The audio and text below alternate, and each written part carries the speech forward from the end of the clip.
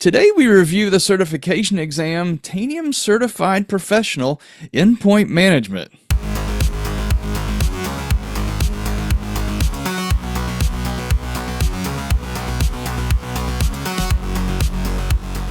Welcome back to Tanium Tech Talks. I'm your host, Ashley McGlone, and welcome back to this installment of the Tanium Certification Series. Well, today's exam covers some of the most popular use cases and modules of Tanium in the operations area.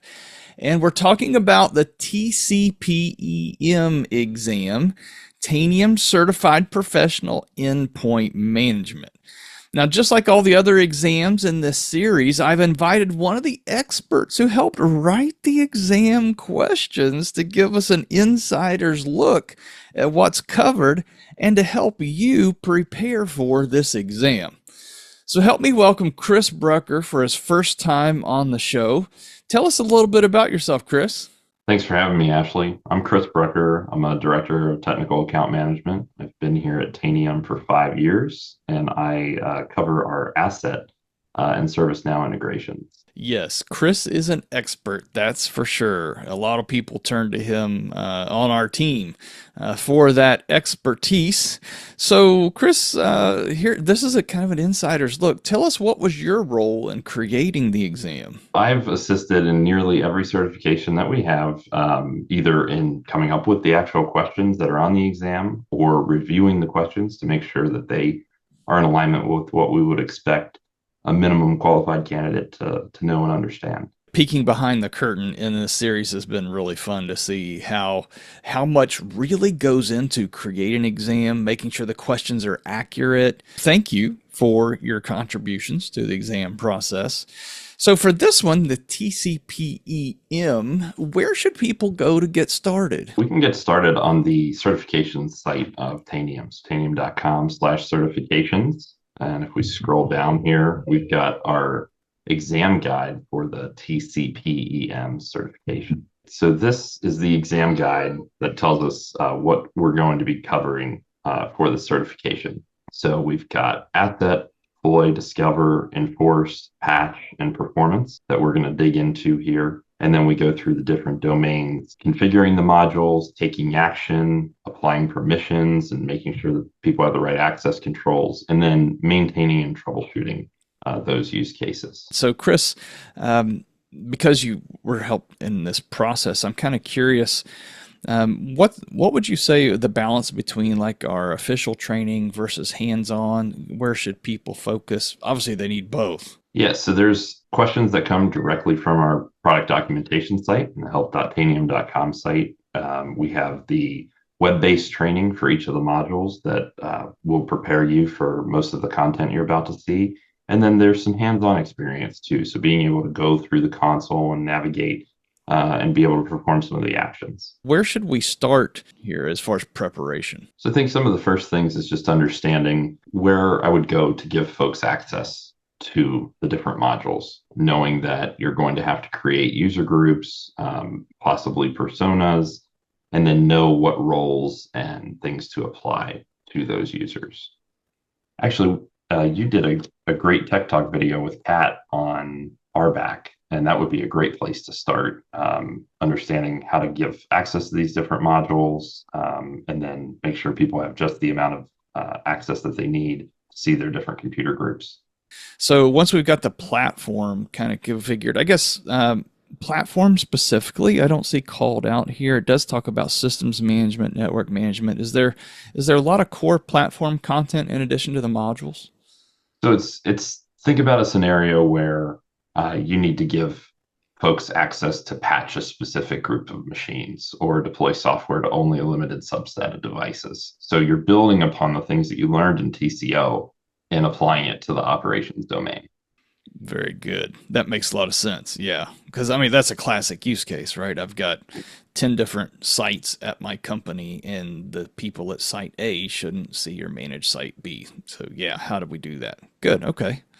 Yeah, and then there's being able to get data in and out of the platform, right? So you've got this rich Tanium data in different places, like asset or discover, and you want to take that data and go do something with it. So talk about integrations with other systems. So like ServiceNow's integration with Asset, using Discover data to be able to bring clients back under management with Tanium Client Management.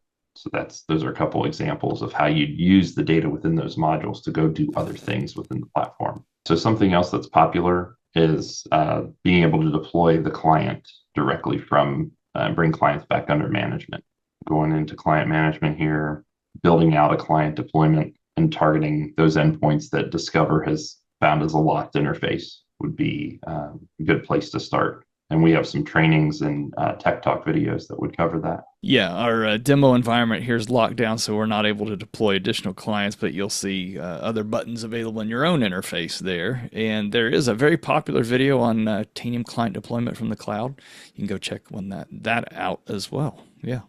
So something else that you need to be familiar with is just asking questions and getting data. So I want to look at systems to see if they have the latest patches deployed or how frequently they've scanned. So asking something like patch scan age against my endpoints, and then being able to filter that down to a specific type of system like Windows. I know that you've done several videos with the infamous Jason Wasser. Those would be good to watch, both from a patch and deploy perspective. I think all the topics that he gets into are going to cover most of the things that you're going to see on this environment or on this exam, in addition to the certification prep that we have. So something else that's going to come up is just knowing that Tanium has multiple ways of gathering and storing data on the platform, right? So here we've asked the live question, then we can flip to this cache tab and see data for about 30 days inside of TDS. I could even register something like this with Asset, and then it's stored for an even longer period of time. So knowing which of those data retention methods are going to work best for specific scenarios is something that you'll be asked about on the exam. So something else that might be on the exam is just knowing about the different data retention policies that we have within Tanium. So we've got live question data, then we've got cache data that's coming from the Tanium data service. And then I could even register a sensor like this inside of Asset. And knowing that I can come into Asset settings here and maintain the stale data age and hold that information for longer than 30 days. That's in TDS up to 180 days. Then I can also purge data out of Asset with a report. So while we're here in Asset, something that not every customer does, but a lot of our on-prem customers are doing it, is they're pulling in data from an external source, and they're having that be stored inside Asset.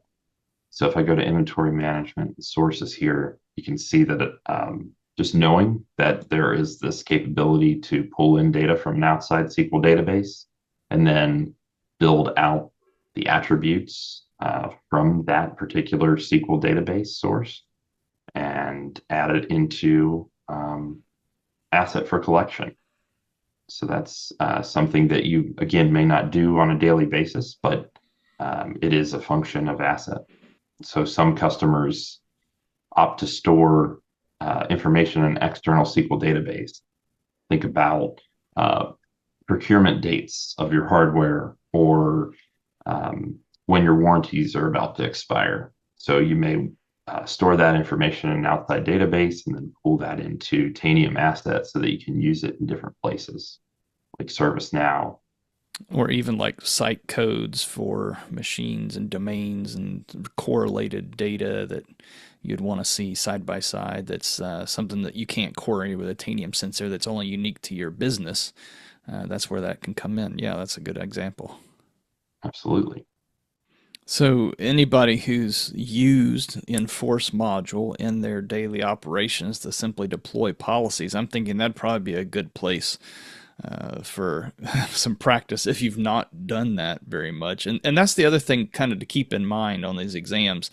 We're speaking to all modules, and depending on your Tanium licensing, you may not own those other modules. So you want to make sure you practice in the lab environments with the training offerings that we have to make sure if you've not gotten to do some of those things, or maybe you do own those modules, but you've simply, it's not part of your daily responsibilities. So you want to make sure you explore the capabilities of those modules, even things you may not use on a daily basis.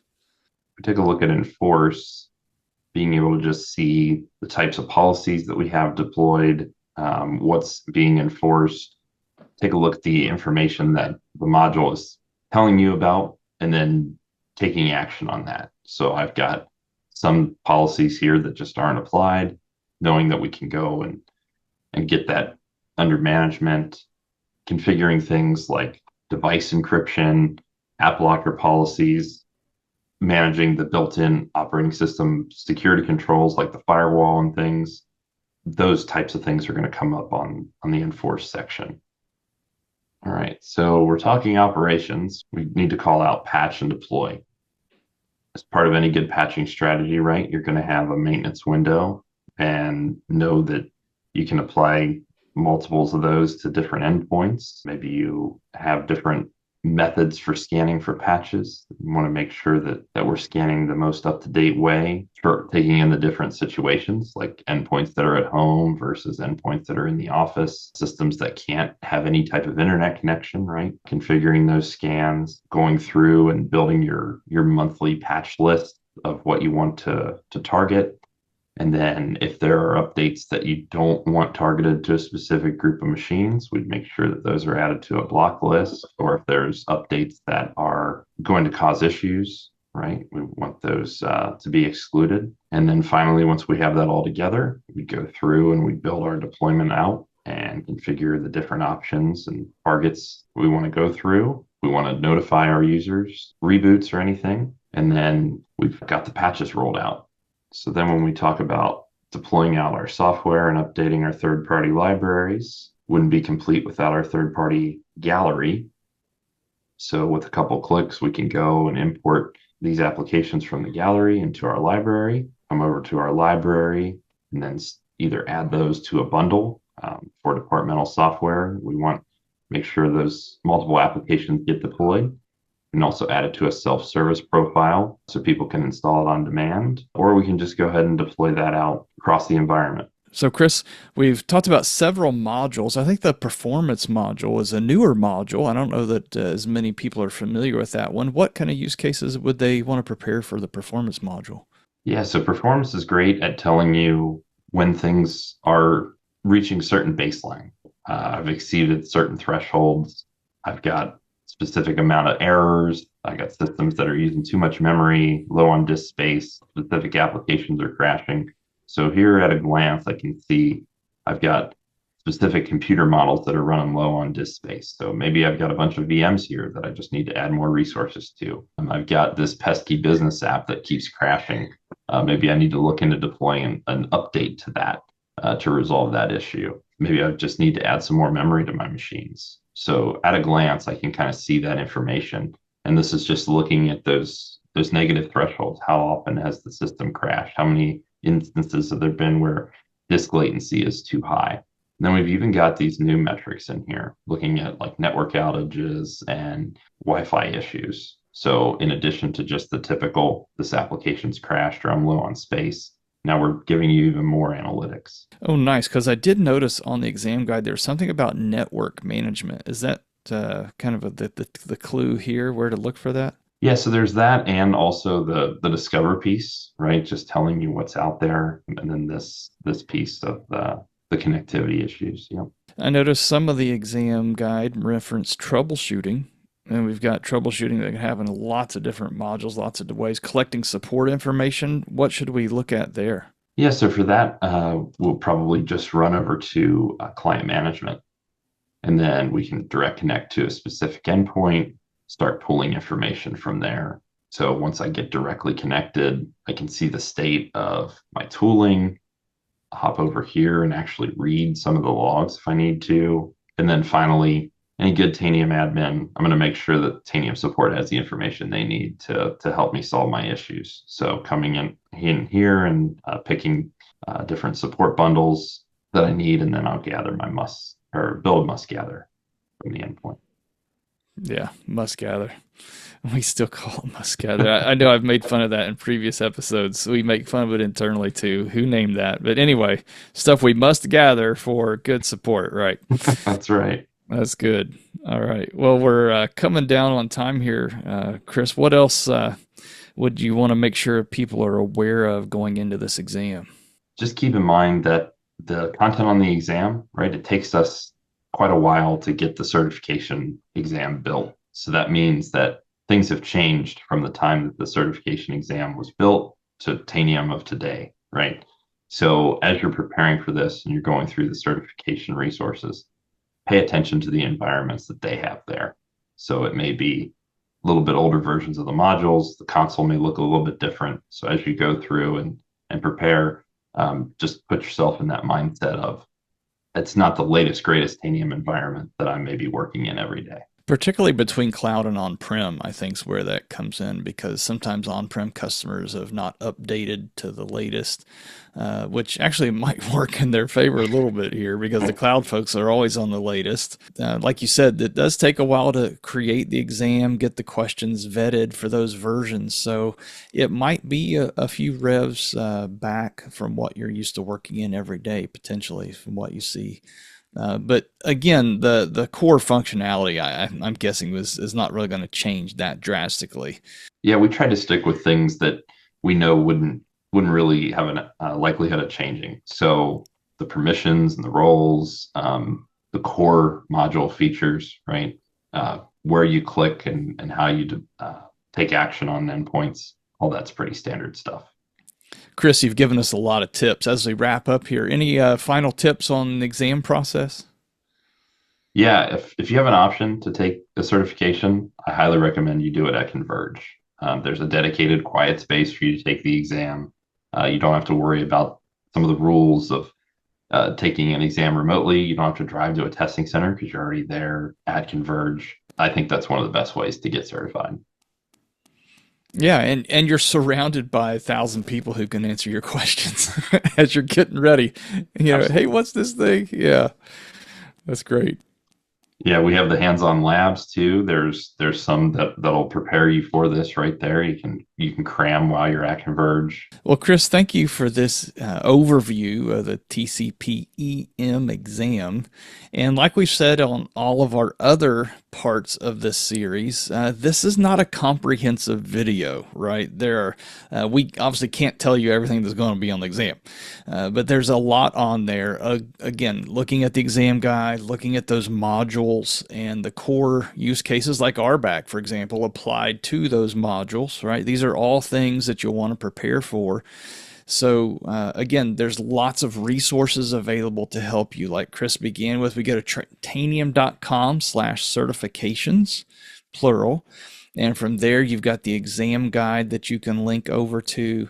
Also here on the YouTube channel, in the show notes below this episode, you'll see links to that exam guide. And I'm not going to put a link to every episode on Tanium Tech Talks. That would be helpful because there's too many. Right. So if you go scroll through the playlist here on YouTube for Tanium Tech Talks and go back and look at that RBAC episode, the Discover, the Patch, there's Asset, all these different modules. There's tons of content out there to review, as well as the paid training offerings that are available as well. For each one of the modules, there's a working with X, right? Working with Asset, working with the Discover, right? So there's lots of training available for those as well. And I'll just throw in here as well, it doesn't hurt to come to Converge, right? And study. Remember, you can get those hands-on labs at Converge. Hands-on labs is part of the training. And then you can take your exam for a discount at Tanium Converge. So that's something to keep in mind as well. Also, I'd be remiss if I didn't mention help.tanium.com. As we featured on every one of these episodes, go out to help.tanium.com for the Tanium Resource Center. There's a link right there on the homepage for training and certifications. And also on the search bar on help.tanium.com, you can just put in Tuning Tanium. That's a whole nother video series by our support organization that goes over modules and use cases that would be directly relevant to these exams. So we have provided lots of resources, and as always, if you have any questions, There's an email alias in that exam guide that you can reach out to if you have any questions, or talk to your account team at Tanium, whoever it is that you work with here at Tanium, if you have questions as well. So thank you for joining us in this installment of the TCPEM exam series, and check out the rest of the videos in this series on certification, because we are here to help you and help you be successful. So that wraps up this episode. Until next time, Go-Tanium.